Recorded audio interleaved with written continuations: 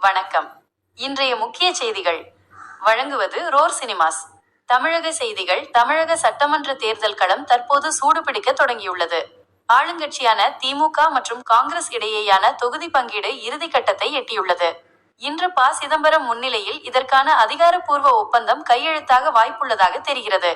தஞ்சாவூரில் நடைபெற்ற தமிழக வெற்றிக்கழக நிர்வாகிகள் கூட்டத்தில் பங்கேற்ற அக்கட்சியின் தலைவர் விஜய் விவசாய கடன் தள்ளுபடி மற்றும் உயர்கல்வி இலவசம் உள்ளிட்ட அதிரடி தேர்தல் வாக்குறுதிகளை வழங்கி தொண்டர்களை உற்சாகப்படுத்தினார். விஜய் நம்புறீங்களா, ஸ்டாலின் சார் நம்புறீங்களா?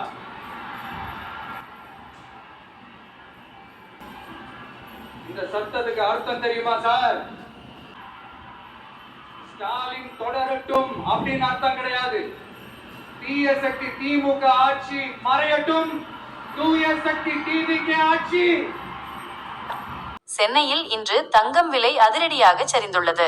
ஆபரண தங்கத்தின் விலை சவரனுக்கு 2120 ரூபாய் குறைந்து 1,21,600 ரூபாய்க்கு விற்பனையாகிறது. இந்திய செய்திகள். வடமாநிலங்கள் முழுவதும் இன்று ஹோலி பண்டிகை வண்ணமயமாகவும் கோலாகலமாகவும் கொண்டாடப்பட்டு வருகிறது. இந்திய பாதுகாப்பு துறையை வலுப்படுத்தும் விதமாக மத்திய பாதுகாப்பு அமைச்சகம் மற்றும் ஹிந்துஸ்தான் ஏரோநாட்டிக்ஸ் நிறுவனம் இடையே 5083 கோடி ரூபாய் மதிப்பிலான ஹெலிகாப்டர் கொள்முதல் ஒப்பந்தம் இன்று கையெழுத்தானது. வளைகுடா நாடுகளில் நிலவும் போர் பதற்றம் காரணமாக சர்வதேச விமான போக்குவரத்து மற்றும் வர்த்தகத்தில் ஏற்பட்டுள்ள தாக்கங்களை மத்திய அரசு உன்னிப்பாக கவனித்து வருகிறது.